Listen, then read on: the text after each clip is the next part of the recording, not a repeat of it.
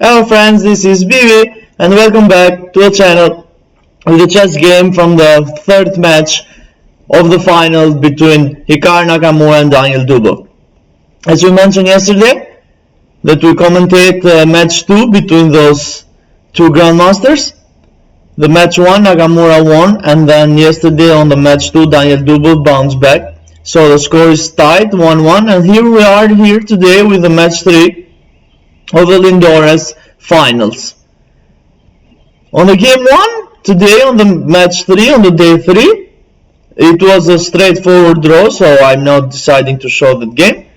And here we are with the game 2, when Nakamura has the white pieces. So the game just ended, and I'm just deciding to analyze it right away, because it was a really amazing game. I'm sure you guys will enjoy it. So let's, without losing any more time, let's drive straight into this beautiful game. Nakamura with the white pieces opens with e4. This usually, in 95% of the cases, Nakamura does play e4, especially when he needs to win the game. And Dubov, of course, replies c5, Sicilian defense is on the board, and knight f3 from Naga, knight c6 from Dubov, and Naga replies knight c3. So we have the closed Sicilian on the board, and g6 from Dubov. He goes for the accelerated dragon of the Sicilian. We all know that we need to develop this bishop here. This dragon is called the dragon. And let's see how the game is going to go. And now d4 from Nakamura, he strikes on the center. Dubov captures on d4, and now Naga recaptures with a knight on d4. And now Dubov develops the bishop to g7. So the dragon is alive. And now bishop e3 from Nakamura, develops the bishop, puts pressure on the knight, because this knight here was under attack twice, from this knight here and the bishop here. And now he's defended twice with the bishop and the queen. And okay, knight f6. The Dubov develops the bishop, the knight, on f6, and now he prepares to castle, king side. It's the way how the Sicilian goes, and of course bishop c4 from Nakamura, he develops the bishop and prepares to castle, of course. And now this bishop here is going to be in this nice diagonal, can be used for later for attacking purposes. Here, attacking the king side. And okay, Dubov castles, and now bishop b3 from Nakamura, he goes back with the bishop, and now rook e8. Dubov develops the rook in a much active square. He also would love to push this e5 pawn straightforward. And Nakamura first captures on c6 the knight, Dubov recaptures, and now Naga goes h3. He keeps control on the center, so no knight jumps here and no bishop can be developed in this square here. That's why he puts this pawn here to control those two heavy pieces here, light pieces here, to not to come to that important g4 square. And now Dubov has the options of trading queens here. As we see, the queens are facing each other. But for some reason he decided not to trade queens. He likes to keep the queens on the board and goes queen c6. But with this queen c6, he now would have very difficult of pushing this e5 pawn here. And Nakamura immediately goes f4. He prevents pushing of the e5. And now Dubov goes b5. He expands on the queen side, and Nakamura goes e5 himself. And now this is, as we see, it's a very dangerous position. Nakamura has two pawns here controlling all the center, and he is attacking the knight now. So the knight must move. So he goes first b4, attacks Nakamura's knight. For example, if Nakamura decides to capture, if Nakamura decides to capture this knight here,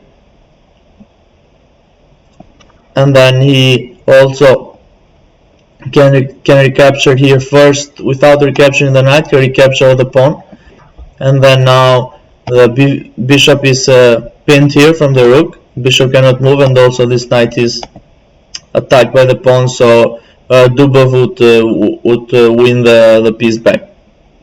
That's why I decided to go for that b4 first, attacking the knight. Nakamura, of course, moves the knight to a4, and now Dubov moves the knight to d5 because it was under attack, as we said. And now queen f3 from Nakamura. This is a very excellent square for the queen, putting pressure on this knight here. And also in the future, maybe Nakamura wants to push those pawns forward. And also this bishop here is doing this excellent job controlling this diagonal. And okay, knight captures on e3. Dubov decides to eliminate the bishop, and also now he is the guy that has the bishop pair. And we all know in this channel that bishop's pair are amazing. And queen captures on a3, of course, we're capturing the knight. And now a5. Dubov expands on the queen side, pushes the pawn on a5, and also puts pressure, keeps control, keeps more defense on this structure here, on this pawn on b4. And now Nakamura decides to castle queenside. Now with castle in queenside, he has control of this beautiful d file, because we know that we need to occupy the open files. And now his plan is to push those pawns and to win the game. But let's see what's going to happen. A lot of drama, it's on the way. So Dubov goes queen a7. He offers a queen trade. Nakamura, of course, has a much better position, so he decides to avoid the queen trade and goes queen e4. And now bishop b5, bishop f5, with going queen f4. The much better square would have been queen f3 maybe, because now Dubov develops this bishop with a tempo attacking the queen. So queen c4 from Nakamura, and now Dubov sees a window for equalizing this game and putting the pieces in a better square, so he can have a better position that he has now. So he does this, he continues doing this, so he goes queen e3 check. And now, of course, Nakamura moves the king to b1, and now bishop e6, attacking the queen, and now queen goes to d4. And now Dubov has the second options of trading queens, but now he's gonna do for that, because he could have done in the first attempt, and he could have a much better position, but he didn't. So now he has the opportunity to do it. So he goes queen captures on d4, rook captures on d4, and now rook a to d8. Dubov immediately counterattack this rook on d file. He wants to win the d file, and now Nakamura doesn't allow it and goes rook ace to d1. He double ups on the d file, and now Dubov exchange one time with rook captures on d4, and now rook captures on d4, of course, from Naka, and now bishop c8. He goes back with the bishop. He doesn't want this trade here on the e6 square, so he could have just double the pawns here. That's why I moved the bishop here in a much safer square on c8, and here this bishop might be very useful for later, attacking on the king side here, on those light squares that it might be used for later. For example, this bishop moves here. And of course, now Nakamura goes knight b6. He puts pressure on the bishop. For a moment, his attack is protected by the rook, but you never know what might happen. That's why he moves the knight from this border of the edge of the border here. And now Daniil goes c5. He attacks the rook. Nakamura has I'm sorry about that.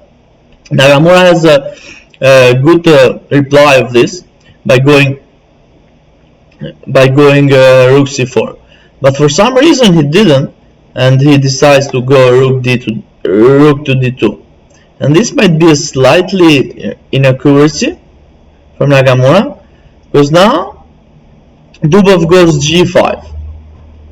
He wants to send this bishop alive as soon as possible, because as we see it's locked up here because of those two pawns. That's why he was loving to push g5, and finally he did it. And now rook d5 from Nakamura. He now attacks this pawn that he could have done earlier with moving the rook to c4. There was no need for rook to c2. He could have just gone immediately here, rook to c4, but okay, it was an odd decision, but what can we say in time pressures and in just such a lot of stakes, a lot of pressure on the final. That's why he didn't find the correct way to approach the position. And now G captures on f4 from Dubov. Of course, he eliminates that pawn. And now Nakamura goes rook captures on c5. He wins back the pawn. And now f3 from Dubov. He wants to capture this pawn. Of course, Nakamura doesn't allow that and goes G capture on f3. But now this bishop, as we see here, as we mentioned earlier, now he might come alive, and immediately Daniil goes bishop captures on a3. As we can see, with removing this h pawn, now this pawn here, it's a very dangerous passer. Dubov just need to go h5, h4, h3, and win the game. But let's see what's gonna happen. And now Nakamura goes rook captures on a5. He wins back the pawn, and now he also wants to create a passer here on the h file as soon as possible to counter this Dubov h file pawn. And now rook to d8 from Dubov. He controls the open file, the d file, and now a4 from Naga. Dubov captures one time on a3. Naga recaptures on a3, creating that passed pawn, and now e6 from Dubov. Before rushing with advancing this pawn, first Dubov pushes here so he can control this diagonal from the bishop. So and also with as we see, the Nakamura's pieces are just far away from the action here on the king side, and with pushing this pawn here, he controls this important d5 square, so the Naga's pieces cannot retreat here. And okay, king a2 from Naga. He puts the king on a light square. And now h5 from Dubov. Finally, he decides to push that pawn. And now rook a4. Naga has no choice. He goes rook a4 and needs to stop that pawn in somehow. But with going h4, with going a4, it's he just gives Dubov extra pawn. So Dubov goes for it and he captures the pawn on e5 with his bishop. And now he's up a pawn. I mean, it's equal material. They are 3 pawn each, but this passer here is just very, very, very strong for a moment. And now rook e4 from Naka, attacking the bishop, but bishop goes back to b6, to f6. I'm sorry. And now rook e1 from Naka. He is going to try something to not let this pawn here march forward. And now Dubov goes h4. Of course, Naga goes rook g1, attacking the bishop, and rook g1 giving a check. King goes to f8, and now Naga goes knight c4. He wants to bring the pieces on the king side when the action is happening, but it might be a little bit too late for him. So Dubov goes bishop f5 back, so he gives space for this pawn to roll. And now finally Nakamura goes rook h1, trying to control that pawn. But now rook d4 from Dubov, putting pressure on this knight and also defending this pawn here. Knight goes to c3, and now bishop g6 from Dubov. It doesn't allow the knight capturing this important light square bishop here. And now a4 from Naka. He needs to do something. He needs to attack on somehow pushing this pawn, because if he just stay here and do nothing, then this pawn is gonna win the game. So he did that a4 move, and now bishop h5 from Daniil. He attacks the pawn here on f3, and now a5. Naka continues with his plan, but now Daniil captures on f3. Now is a pawn up, and now attacking the rook here. Rook must move on f1, and now rook f4, attacking the bishop here. And now Naka goes a6. He tries one more last chance, but Dubov find an excellent resource, bishop to d4. And now he attacks the knight here, but the most important, he control this a7 square, so this pawn cannot never cross the a7. Naka tries a desperate move, rook e1, but this is a complete blunder, and because Daniil goes rook e4, he pins this knight and he's gonna win it in the next move. And it was in this position that on move 45 that Hikaru Nakamura resigns the game, because there is nothing more to be done. This knight is attacking twice and is protecting only one time for the rook, because whatever Naka moves, the next move Daniil is going to win the knight here. And of course let's say he cannot even push a6 because he just captured the bishop here. Still this knight is pinned. So as we see, this was the game, an impressive game by Daniil. It shows extreme preparation. Nakamura first shows, it was him that showed extreme preparation on the opening, but Daniil managed to somehow put the pieces in the optimal squares and win the game. So here we are. Daniil, it's 1-0 now. It's 1.5 with half, so it's a game up on the game, on the final. So there are 2 more games left. So Naka needs to win one of those 2 games to tie the score, so he can force an Armageddon, or otherwise Daniil is going to win this final. This was the game. Thank you very much for watching, and I will see you soon with another game from the final. Let's see if Nakamura is going to bounce back or Daniil is going to be the champion of Lindores. Thank you all, and blessings.